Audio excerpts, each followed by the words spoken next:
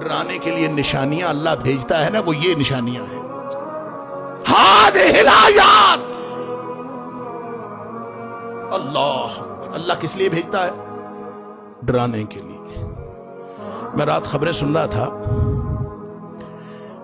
تو جو پہلی خبر تھی نا وہ یہ تھی کہ آج گرہن ہوا اور لوگوں کا جوش و خروش دیدنی تھا۔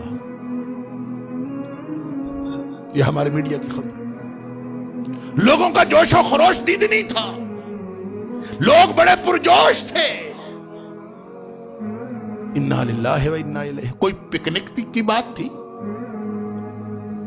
کوئی کسی نے دیکھنے کا بندوبست کیا، کسی نے شیشے فراہم کیے، کسی نے چشمے فراہم کیے، لوگوں نے دیکھا، خبریں چلی، جوش و خروش، لوگ گھروں سے نکلے، سورج گرہن ہے، ایک ایونٹ ہے، دیکھیں گے۔ وہ اللہ جو ڈرانے کے لیے بھیجتا ہے وہ ہمارے بارے میں کیا سوچتا ہوگا؟ اس نے کیا سوچا ہوگا کہ یہ قوم ڈرتی ہی نہیں، ان کو تو ڈرایا تھا۔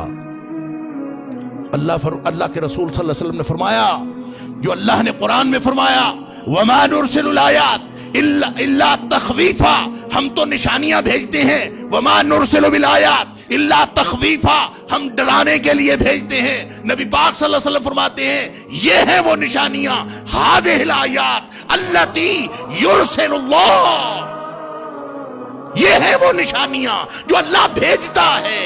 اللہ قرآن میں فرماتا ہے، نبی پاک صلی اللہ علیہ وسلم کی حدیث بخاری شریف میں ہے۔ ہمیں ڈر ہی کوئی نہیں لگا۔ کون کون ڈرا؟ کس کس کو ڈر لگا؟ ایک دفعہ اتفاقاً حضرت ابراہیم، سیدنا ابراہیم رضی اللہ تعالی عنہ، نبی اکرم صلی اللہ علیہ وسلم کے صاحبزادے، ان کا انتقال ہوا تھا۔ اتفاق سے اسی دن یہ سورج گرہن بھی ہو گیا۔ لوگوں نے کہا کہ یہ اس کی وجہ سے ہوا ہے، کوئی بدعقیدگی ان کے ہاں پائی جاتی تھی۔ نبی پاک صلی اللہ علیہ وسلم نے پھر نماز پڑھی، ہر موقع پہ نماز پڑھی، نماز ہی پڑھی ہے۔ اللہ اکبر۔ لہذا جو کہیں آتا ہے نا کہ نبی کریم صلی اللہ علیہ وسلم نے سری نماز پڑھی، کہیں آیا جہری پڑھی، کہیں آیا ایک رکوع کے ساتھ پڑھی، کہیں آیا ایک رکعت میں 2 رکوع فرمائے، کہیں آیا 3 رکوع فرمائے ایک رکعت میں، ایک حدیث میں آیا 4 رکوع فرمائے ایک رکعت کے اندر، اور ایک حدیث میں آیا 5 رکوع فرمائے۔ اگرچہ 5 والی حدیث ضعیف ہے لیکن 4 تک والی ساری حدیث صحیح ہے۔ اس کا مطلب ہے نبی کریم صلی اللہ علیہ وسلم نے موقع کوئی نہیں چھوڑا جب سورج گرہن ہو تو آپ نے نماز نہ پڑھی ہو، لیکن نمازوں کی کیفیات مختلف رہی۔ اللہ اکبر۔ پھر آپ نے خطبہ ارشاد فرمایا کہ ان الشمس والقمر، یہ سورج اور چاند، آیتان من آیات اللہ، یہ اللہ کی نشانیوں میں سے نشانیاں ہیں، اللہ کی نشانیوں میں سے نشانیاں ہیں۔ کس لیے آتی ہیں؟ لا ينکسفان، یہ دونوں، ان کو گرہن اس وجہ سے نہیں لگتا لموت احد او لحیاتہ، نہ یہ کسی کی موت کی وجہ سے ان کو گرہن لگتا ہے، نہ کسی کی زندگی کی وجہ سے، زمین کے کسی واقعے کے ساتھ اس کا کوئی تعلق نہیں۔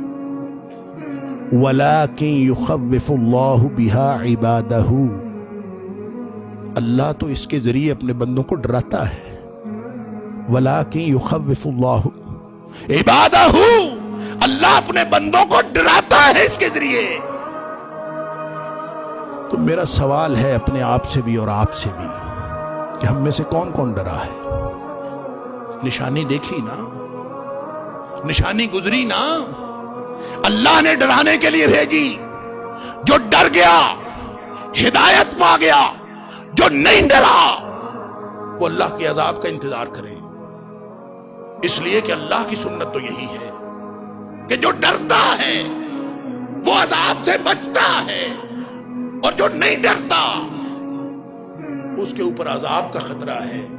ہماری قوم کو کوئی نشانی بھی ہدایت کی طرف لانے میں کامیابی نہیں ہوتی۔ سورج گرہن تو ایک نشانی ہے۔ اولا يرون انہم یفتنون فی کل عام مرتن او مرتین. لوگ دیکھتے ہی نہیں، اندھے ہو گئے. ہر سال کوئی نہ کوئی آزمائش ان کے اوپر آئی ہوتی ہے، ہر سال کوئی نہ کوئی بڑی مصیبت ان کے اوپر طاری ہوتی ہے. اللہ اکبر. ثم لا يتوبون ولا هم يذكرون.